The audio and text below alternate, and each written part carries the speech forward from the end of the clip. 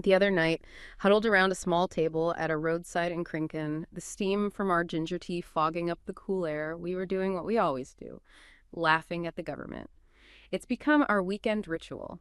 We'd scroll through the headlines, each one feeling more like a punchline to a long-running joke.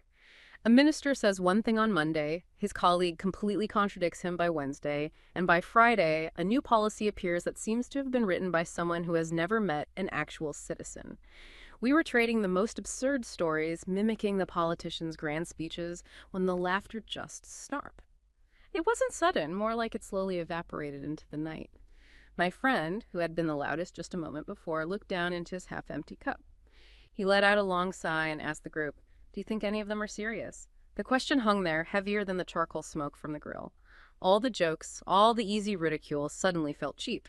We looked at each other, and in that silence, the comedy routine we'd been performing gave way to a cold, shared anxiety. We had been laughing at the clowns, but we'd forgotten they were driving the car we're all trapped in. That's the feeling, isn't it?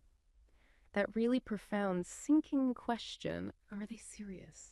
Or maybe, are they just governing a la Cadarnia sort of haphazardly, without any real commitment to making things work? Yeah, just going through the motions sometimes. Exactly. So today, we're doing a deep dive into exactly that. We want to get to the roots of this massive disconnect you feel between the political elite and ordinary citizens in Indonesia. Right. We're looking past the daily headlines, the chaos on the surface. Yeah, trying to understand the deep stuff, the structural things, the cultural factors that feed into this anxiety we all kind of feel.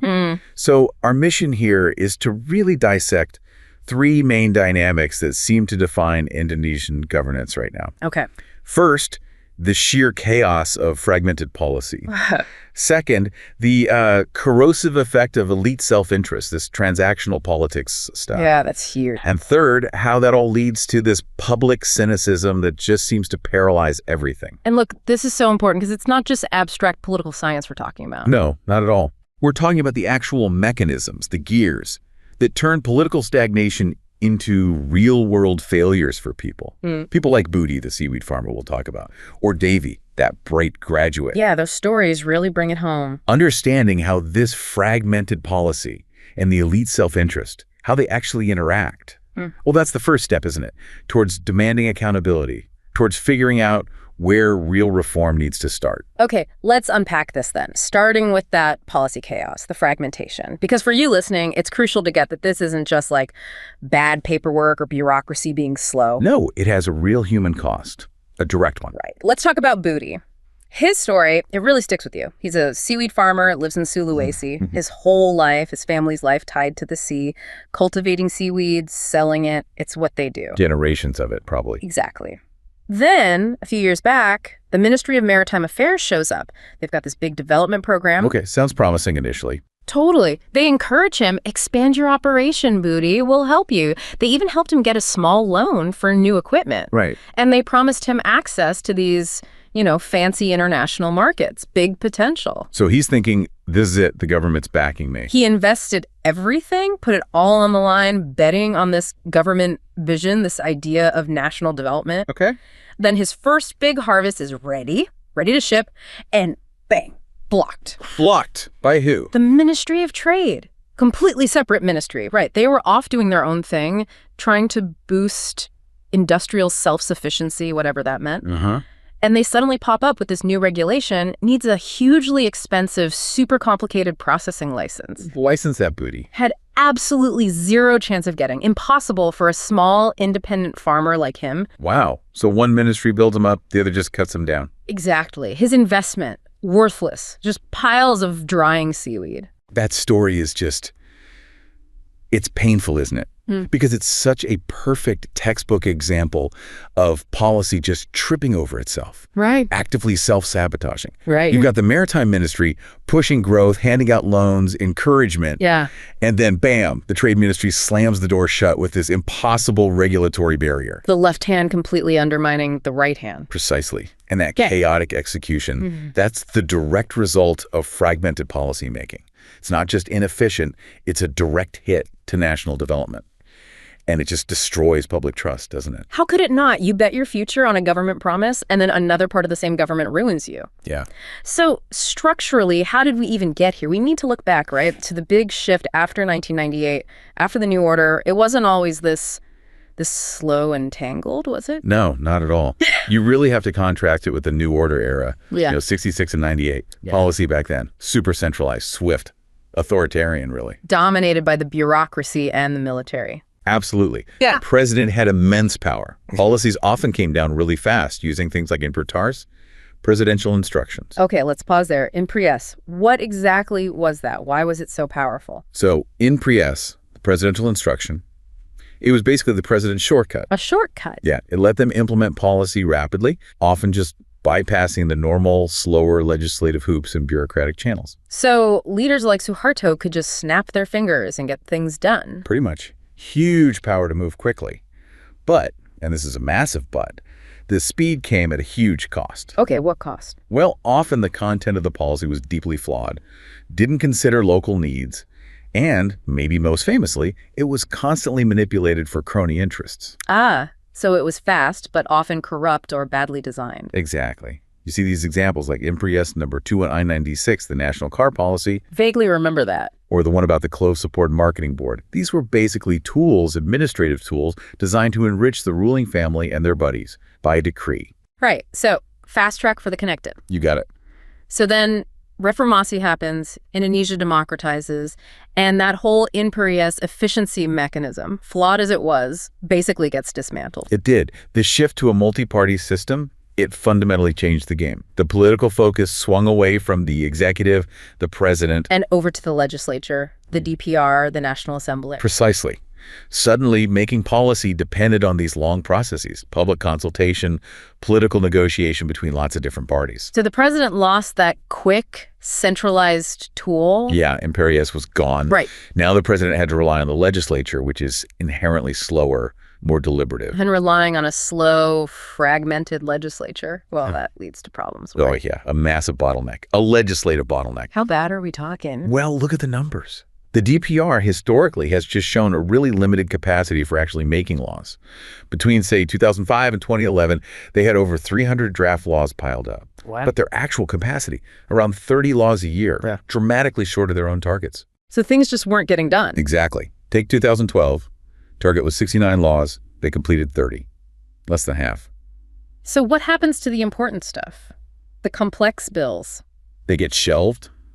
Vital stuff like tax reform or crucial regulations needed to make other laws actually work, they just sit there because they're too hard to negotiate politically, or they just aren't prioritized over easier, maybe more symbolic, quick win laws. Okay, so that's the horizontal fragmentation. Ministry against ministry, executive versus legislature, but then you add the vertical dimension, right? Decentralization. Absolutely. Vertical fragmentation is huge. It's the legacy of those 1999 laws on regional government. Right. The ones that pushed power down. Pushed most power down. Yeah. Almost all government functions except, security, foreign affairs, fiscal policy, religion, judiciary got devolved to provinces and districts. They became autonomous. Sounds good in theory. Deep in democracy, right? That was the intent. Yeah. But the actual result, you've got a central government that really struggles to enforce uniform standards or even just control what local agencies are doing. So less like efficient federalism, more like chaos, a constant local turf war. That's a pretty good way to put it. You see conflicting laws popping up at different levels. Central ministries are constantly trying to claw back powers they think they gave away by mistake. Well, the provinces are meddling with the district. Exactly. Provinces meddling in district and city affairs, creating overlaps, confusion over who's actually responsible for what. And the end result. It's a policy patchwork. Makes coherent national implementation, especially for things that cross boundaries like environmental rules or trade licensing, almost impossible. Which feeds right back into the chaos that people like Booty experience on the ground. Precisely. It's a system designed for disconnect. Okay, so that policy chaos, that's the structural foundation laid bare. Now let's layer on top of that the elite problem, the self-interest part, because that's what really seems to destroy public trust. Yeah, it's the corrosive element. Let's go back to Devi. We mentioned her earlier, the public administration graduate. Right, the bright one. Super qualified, idealistic, really wanted to work in the Ministry of Education. Seemed perfect for the civil service. Everything you'd want. She aced the exams, did brilliantly. But the job she was perfect for, it ended up going to the nephew of some politician, completely unqualified nephew. Ugh, that old story. And for Devi, that wasn't just, oh, I didn't get the job. It was this profound sense of betrayal, systemic betrayal. She realized the government, the institution meant to serve the nation, was basically just a private club for the well-connected. Yeah. So what did? She opted out, took her talent, her skills, straight to the private sector. And Debbie's decision, while totally understandable for her personally, it's just catastrophic for the state, isn't it? How so? Well, when you systematically block talent, when you choose patronage over competence, the whole system loses its ability to function well. And the public sees it, and they lose faith. So her experience is kind of the perfect illustration of why trust erodes. Exactly. When public service jobs are treated like personal prizes, like rewards to hand out, instead of being based on merit, well, the public just assumes the whole system is self-serving, that there's no real accountability. And this isn't something new, right? Our sources show this goes way back, deep historical roots. Oh, absolutely. Corruption in Indonesia isn't some modern phenomenon. It's a persistent cultural problem. Just look at the rankings. Transparency International's Corruption Perceptions Index. Indonesia's score is consistently low, 37 out of 100 in 2024. And where does that start? Well, the roots go deep. Back to Dutch colonial rule, actually. Especially the VOC, the Dutch East India Company. They were notoriously corrupt, weren't they? Rampant corruption. Yeah. Bureaucratic inefficiency was baked in. But critically, the Dutch colonial administration failed to put in place a strong, professional, merit-based system for the public bureaucracy. So they didn't build that foundation of meritocracy? Exactly. So when independence came, what was already entrenched, this culture of patronage, personal loyalty, connections mattering more than competence. And that just persisted right through the New Order and into the Reformasi era we're in now. So it's like corruption isn't just a bug, it's almost a feature of the system, historically speaking. That's a harsh way to put it, but yeah, there's an element of truth there. It's deeply embedded. And what are the real practical costs today? For businesses, for people? They're pervasive. Corruption hits the justice sector hard. The Supreme Court consistently scores lowest in integrity surveys. It's shocking. And for businesses on the ground? Substantial costs. We see reports, enterprises saying they spend at least 5% of their monthly revenue just on unofficial payments. 5%, just on bribes. Yeah, bribes just to get basic licenses, permits, avoid getting deliberately slowed down by bureaucrats. Think about that like an extra tax, a corruption tax, on doing legitimate business. It's staggering. And with the rise of the multi-party system after Reformasi, this elite self-interest, it hasn't really broken up, has it? It feels like it's actually coalesced, formed these really effective power blocks, these oligarchic cartels. Precisely. That's a very accurate term. You see political parties, which, remember, are among the least trusted institutions, only 54% moderate trust. Yeah, not great. They form these powerful structures in a couple of ways. First, through what we call oligarchic politics. Meaning? Wealthy individuals, often controlling huge business empires, translate that economic power directly into political control. They get senior cabinet posts, top party leadership positions. They aren't just donating money. They are the power brokers. They're running the show. Right. And the second way? Through party cartels. So where you get these huge coalitions in the legislature, supermajorities. Often like 7 out of the 9 major parties all band together. 7 out of 9, wow. Yeah. And this giant coalition, it effectively operates like a closed shop. It allows them to just brush off any meaningful public dissent. They can rush controversial bills through the legislature with hardly any scrutiny. Like the capital relocation bill, that seemed to go through incredibly fast. Exactly. Passed in just 42 days. Minimal debate, minimal public input. Okay, wait. Let's stop there for a second. That's interesting. If the fragmented policy environment we talked about earlier is defined by slowness, by bottlenecks, right? But these oligarchic cartels, they can somehow achieve lightning speed when they want to pass something like the capital relocation bill, a bill that presumably benefits the elite coalition. Doesn't that make the cartel, in a really perverse way, more efficient than the legitimate fragmented process? That's a fascinating and frankly quite dark observation. And yes, in terms of achieving the very narrow specific goals of the powerful political elite, the cartel structure absolutely provides a speed and a unity that the fragmented bureaucracy just cannot match. But it's efficiency for the wrong reasons. Entirely. This high-speed efficiency is almost solely dedicated to serving the self-interest of the powerful. And it fundamentally undermines transparency, public engagement, all the things you want in democracy. Yeah, it just reinforces that public feeling that the government only moves fast when it benefits the insiders, the connected people. Exactly. It feeds the cynicism. Which brings us right back to transactional politics, this idea that elections aren't a civic duty, they're just a cost of doing business. Yeah, the whole culture of transactional politics, Yeah. Patronage, outright vote buying, exchanging money for votes, it's just escalated dramatically. So candidates see running for office as an investment. A huge financial investment. They sink enormous amounts of personal wealth into their campaigns. And the expectation, often quite explicit, is that they will recoup that investment once they're in office. And this high cost of politics, it leads to shady deals. Absolutely. It facilitates all sorts of covert deals during the nomination process, things like paying for specific nomination slots from a party or even securing a low serial number on the ballot paper so your name is more visible. Just completely shattering any idea of democracy being about equal opportunity. Totally undermines its egalitarian principles. So, quick question then. How does a politician actually recoup a multi-million-dollar investment? It's definitely not through their official salary. Oh, absolutely not. The salary is tiny compared to the campaign costs. Wow. The return on investment comes later. How? Through controlling public procurement contracts, steering them to their own businesses or allies, through influencing regional budget allocations, granting licenses and permits to businesses they're connected to, securing favorable government positions for family members, for cronies. That's where the real money is. Right. And when voters see this whole system operating like a big, expensive business venture, well, they become cynical, don't they? Yeah, you can see why. They start to tolerate the money politics, the vote buying. Right. Because they figure, correctly maybe, that the politician is going to prioritize their financial returns over public needs anyway. So they might as well get something tangible, some cash up front. Wow.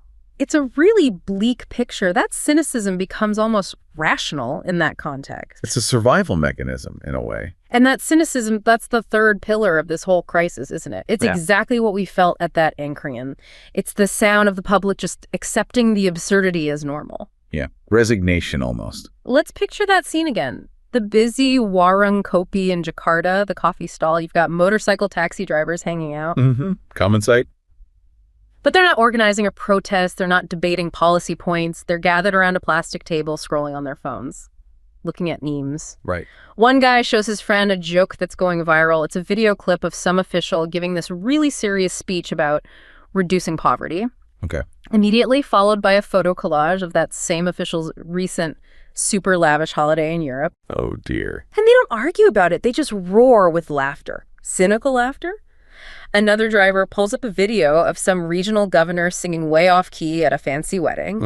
And they joke, yeah, paid for by taxpayer funds, I bet. This kind of informal, dark humor that feels like the real national conversation sometimes. It absolutely is. And that behavior, that's a textbook example of political cynicism taking root. How so? When people feel completely powerless to actually change the system, when they feel their voices don't matter, then dark humor, shared ridicule, it becomes a defense mechanism. A way to cope. Exactly. The government isn't seen as a force for positive change anymore. It's just this continuous source of absurd spectacle or maybe morbid comedy. The laughter isn't joy, it's the sound of the public coping with a system they believe is fundamentally unserious about actually governing. It's like outrage just gets exhausted and turns into entertainment. Cynical resignation, yeah, where you just watch the show because you don't believe you can change the channel. So what does this pervasive feeling, this sense of futility, do to the next generation, the young people? Well, it contributes heavily to widespread systemic political apathy among young people. The 18 to 30 demographic. Why them specifically? It seems to be driven by several overlapping factors. The big one is just fundamental disillusionment. Feeling like it's pointless? Yeah. The belief that any kind of political participation, whether it's voting, protesting, even joining a political party, is basically futile. Right. Because corruption is everywhere, and they see that merit doesn't get rewarded. Like Devi's story, right? That resonates. Secondly, there are huge socioeconomic barriers, especially for young people in competitive cities. Just surviving, finding a job, building a career that takes up all their energy. So politics becomes a luxury they can't afford. Exactly. The time and energy needed for real civic engagement, it's seen as an unaffordable luxury. Their focus becomes very practical, very personal, economic security. And that often pushes collective political action way down the priority list. And digital media, social media, that was supposed to empower people, wasn't it? That was the hope. But it often seems to feed the apathy instead. Wow. Well, you get a lot of what people call slacktivism. Slacktivism. Yeah. Like superficial engagement, sharing a post, signing an online petition. It feels like you're doing something, but it often doesn't translate into any real, meaningful political pressure offline. And the information environment itself. That's maybe even worse.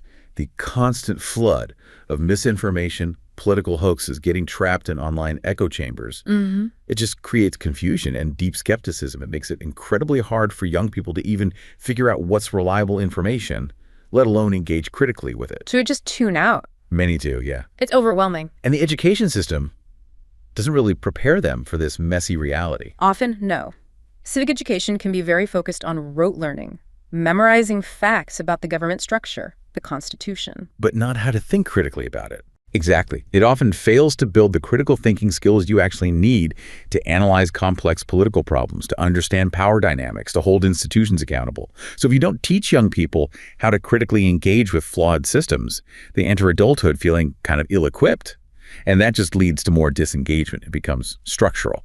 Okay, so if we pull back and look at the big picture, again, this policy fragmentation, the elite corruption and self-interest, the resulting public cynicism and apathy, how do all these things combine? What's the impact on Indonesia's overall democratic health? Well, you can actually see the impact in the numbers. Look at the National Democracy Index score. Okay. Indonesia's score actually peaked back in 2015. It was 7.03 then, but afterwards it dropped significantly. By 2019, it was down to 6.48. And what does that score mean? It means Indonesia got classified as a flawed democracy. And this isn't just some random statistical blip. It feels like the quantifiable result of that despair, that cynicism we've been talking about. Are there specific areas where the scores were lowest? Yes, and this is really telling. The lowest scores were consistently recorded in two areas: political culture and civil rights. Political culture and civil rights. Why is that significant? Because it confirms exactly what we've been discussing. The high cost of transactional politics, that cultural deference to wealth and powerful figures, the lack of real respect for fundamental rights, these things directly attack the core principles of democracy. The basic institutional framework might still be there. Elections happen, there's a legislature, but the underlying culture, the democratic spirit, is severely compromised. Okay, so we've sort of diagnosed the problem from multiple angles: the structure, the elites, the public response. Right. Now, let's try to apply this understanding. Can we see how these failures actually play out in real policy results? You mentioned comparing different policy areas. Exactly. We can learn a lot by comparing a relative success story, like counterterrorism policy, against a couple of failures. Let's take the ASEAN Cosmetic Directive, the ACD, and policy on trafficking in persons. By comparing these, we can isolate some key variables that seem to determine whether a policy actually gets implemented effectively or not. Okay, sounds useful. What's the first big variable, the most crucial factor? It really seems to be goal perception. Goal perception, meaning? Meaning, does everyone involved actually agree on what the policy is for? Do all the key stakeholders share a common, unified understanding of the objective? Success seems to hinge on this. Okay, give us the example. Counterterrorism. Why did that work relatively well? In the case of counterterrorism, especially after the big Bali bombing in 2002, you had broad consensus. All the major players, the police, the government, key civil society groups, especially big Muslim organizations like Nahdlatul Ulama, they all came together. And agreed on the goal. They shared a common view. Terrorism is a serious crime, a shared national threat, and it demands unified, serious action. That consensus was powerful. It enabled strong, coordinated efforts. Right, so consensus leads to action. Now, how did conflicting perceptions mess up the other cases? Let's take the ASEAN Cosmetic Directive, ACD. Okay, the ACD. Here, consensus was totally absent. The Ministry of Health looked at harmonizing cosmetic rules across ASEAN and thought, okay, this could be good, maybe boost Indonesian companies, help them compete internationally. Sounds reasonable. But other key players, especially the National Food and Drugs Inspection Board, BPOM, they had a completely different take. What was their fear? They were worried that harmonization would just open the floodgates, make Indonesia a dumping ground for cheap foreign cosmetics, hurting local industry. So you had these fundamentally opposing views on the goal of the policy. And the result? Internal resistance, foot dragging, policy stagnation. It just got stuck. And trafficking in persons, was it a similar problem? Even deeper, maybe. With trafficking, the lack of consensus was about the very definition of the problem. People couldn't agree on what trafficking is. Exactly. When certain forms of exploitation, think about child labor in some areas, are sometimes tolerated, or even seen as normal activities, well, how can you build a serious, unified effort to combat trafficking? Your capacity is undermined from the start if you can't even agree on the problem you're trying to solve. Wow. So step one is just getting everyone on the same page about why we're doing this. Even a brilliantly written policy fails if the key players don't agree on the goal. Pretty much, yeah. It's foundational. Okay, what's the second critical factor you identified? The second one is coordination, or more often, the lack of coordination. And this is often driven by something really pernicious: sectoral egoism. Sectoral egoism. Sounds like bureaucratic turf wars. It's related, but it's often deeper, more insidious than just turf wars. Sectoral egoism is this deep-seated tendency for ministries or agencies to prioritize their own interests, their budget, their political influence, owning the data, their institutional prestige above the shared policy goal. Even if it hurts the policy. Even if it completely undermines the policy. It manifests as this deliberate reluctance to share information, to share resources. And it often stems from really profound distrust between agencies. Okay, so counterterrorism worked because agencies like the police and the counterterrorism agency, BNPT, actually coordinated. Right. There was relatively strong coordination there, driven by that shared goal perception. But the failure cases show the opposite, starkly. Give us an example of this sectoral egoism in action. Okay, back to the ACD, the Cosmetics Directive. Remember BPOM, the Food and Drug Agency? Yeah, they were worried about foreign imports. Well, they were also really reluctant to share their compliance data information about which companies were following the rules with the police. Why? Wouldn't that help enforcement? Logically, yes. But BPOM's fear, according to the research, was that the police would take that sensitive information and use it. Well, basically to extort money or demand bribes from the very cosmetic companies they were supposed to be monitoring together. Wait, seriously, one government agency was afraid another government agency would use shared data for corruption. That's what the analysis suggests. It's a powerful, real-world example of how this pervasive, internalized culture of corruption actively prevents necessary cooperation. The fear of police corruption was a bigger barrier to coordination than any technical difficulty. That's profound. The fear of corruption itself creates a failure loop. Agencies hoard information just to stop systemic abuse by other agencies. Precisely. It paralyzes cooperation. And you see echoes of this in the trafficking case, too. Weak coordination across different levels of government, central ministries, provincial bodies, local district police really hampered effective prevention and prosecution. Everyone's in their own silo. Nobody trusts each other. Okay. Shared goals, coordination. What's the third factor? Has to be money, right? Budget. Yep. The third determinant is budget allocation. And this links right back to that political calculus, the elite interests we talked about earlier. How so? It links directly to political urgency and, crucially, media visibility. So policies that get attention get funded. Largely, yes. Counterterrorism gets sufficient, prioritized funding. Millions of dollars every year for the police, for BNPT. Why? Because it's constantly in the media, it generates high public concern after major incidents, and therefore it has strong political backing in the DPR when budgets are decided. And issues that are less visible, or maybe conflict with powerful interests. They get sidelined. Look at the ACD and trafficking policies. Funding is severely limited, often tiny. Why the difference? Because the size of an agency's budget often depends heavily on how urgent the members of the DPR, the legislature, perceive the issue to be. So it's about political bargaining, not objective need. Often, yes. If an issue like women's empowerment, which is crucial for combating trafficking, is rarely debated in the media compared to, say, terrorism, well, the public demand for a bigger budget is low, and the funding allocated ends up being minuscule. You have a figure for that. Yeah, one striking example. In 2007, the Ministry of Women Empowerment received just 0.06% of the entire national budget. 0.06%. Yeah. It just shows how budget setting can be driven more by political horse trading and strengthening individual agency power rather than addressing actual national needs based on evidence. If it's not loud, it doesn't get funded. Okay, so we've mapped the political landscape, the structural problems, how they play out in policy. Now let's zoom in on the engine room itself, the bureaucracy, the civil service. Even if a policy somehow survives the fragmentation and the cartels, what's wrong inside the machine that stops things from working? Yeah, the civil service itself is hobbled by some critical weaknesses. Four main ones stand out. Okay, number one. First, there's a pervasive leadership deficit at the very top. Meaning the ministers. Often, yes. Because of that fragmented political landscape we talked about, the need to keep these delicate coalitions together, presidents have historically been very reluctant to actually dismiss ministers who are performing poorly. Even if they're clearly not doing the job. Even then, the example often cited is the Susilo Bambang Yudhoyono, or SBY, era. The fear of upsetting the coalition balance, of breaking the political deal, meant that low performance, even outright resistance to central government policies by certain ministers, was often just allowed to persist, unchallenged. So if the leaders at the top are paralyzed or ineffective, that must trickle down, right? Absolutely. It leads directly to the second major weakness, the competence-authority gap. Competence-authority gap, what's that? There's this systemic mismatch, almost a sense of paranoia within the bureaucracy. On one side, you have younger civil servants, often idealistic, often better educated, with good ideas.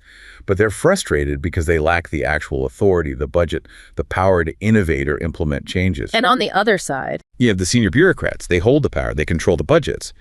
But often, they lack the necessary capacity, the modern skills, or sometimes even the vision required for effective governance today. So the people with the ideas have no power, and the people with the power might lack the ideas or the drive. That's the mismatch. It creates this really unconducive environment where good ideas just wither and die in middle management.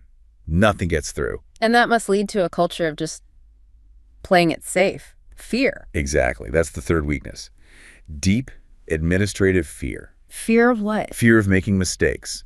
Officials deliberately avoid doing anything innovative, anything considered high risk, because there's no clear framework that allows for reasonable discretion. So they're scared that any mistake, even an honest one made trying to do good, will be punished. Yes. They fear that any administrative error, even if the action ultimately benefits the public, will be twisted by rivals or by oversight bodies into an accusation of corruption. Is there an example of this? Yeah, there are documented cases, like a district head who saw that crucial provincial roads running through his district were neglected, falling apart. The provincial government wasn't fixing them. So, acting in the public interest, he used his local budget to fix the provincial roads. Sounds like initiative. What happened? He was immediately liable for sanctions, not praised, because he technically used his budget outside his strict jurisdiction. Wow. So doing the right thing got him in trouble. Right. And that kind of thing creates paralysis. Officials conclude it's far safer to just do nothing, follow the rules rigidly even if they make no sense, than risking investigated. And the public pays the price for that inaction. Okay, leadership deficit, competence authority gap, administrative fear. What's the fourth weakness? We have to talk about the basics. The reliance on petty corruption simply because basic salaries are often incredibly low. Right, civil servants just don't earn enough to live on. For many, the basic salary is extremely low. This structural issue almost compels them to find ways to supplement their income. How do they do that within the system? Two main ways. One is called projectism. Projectism? Yeah, it means taking routine, everyday activities, things like paying the office rent, attending a scheduled interdepartmental meeting, and artificially transforming them into temporary projects. Why? So they can claim additional payments, honoraria, for being project implementers on top of their salary. It's a way to game the system for extra income out of routine work. Okay. And the other way? The other major practice is maximizing office travel. Because travel comes with allowances. Exactly. In 2011, the agreed national budget for official government travel was a staggering Rp 24.5 trillion. That's about US $2.45 billion. Billion? Just for travel? Yes. Why so high? Because official travel entitles civil servants to daily allowances, per diems, accommodation upgrades, transport reimbursements. It all adds up to significant supplemental income that their basic salaries just don't provide. So the incentive structure itself encourages unnecessary travel and projectizing work. Pretty much. This administrative weakness, the reliance on these top-ups, it's almost built into the system. And it obviously facilitates widespread petty corruption, just enabling people to make ends meet through loopholes. Man, it sounds like this interlocking cage. Structural problems, political problems, cultural problems. You can't just fix one piece, can you? You have to address the whole system. That's the challenge. It's deeply interconnected. But okay, are there solutions? What tangible prescribed reforms do the sources actually point towards? Where could improvements start? The recommendations generally focus on two main areas: strengthening decisive leadership, both political and bureaucratic, and seriously building institutional capacity. Okay, let's break that down. First, leadership. First, strengthen executive leadership, especially the president's power relative to the parliament, the DPR. The idea is that the president needs better institutional mechanisms to formulate policy based on rational assessment, on evidence. And not just purely on political negotiation and appeasing coalition partners. Exactly. This implies the executive needs to be more decisive, more willing to drive change, even if it rocks the boat with a legislative coalition. Are there examples of that working? Well, some point to early actions by President Joko Widodo, like when he drastically cut the budget for those expensive government meetings held in hotels, or when he took aggressive action against illegal fishing boats, sinking them publicly. Why were those effective? Because they were decisive.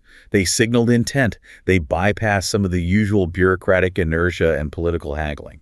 Okay, but I have to push back a bit here. How do you actually strengthen a president's ability to fire a poorly performing minister when that minister might be the head of a major political party whose support the president absolutely needs to pass any legislation through the DPR?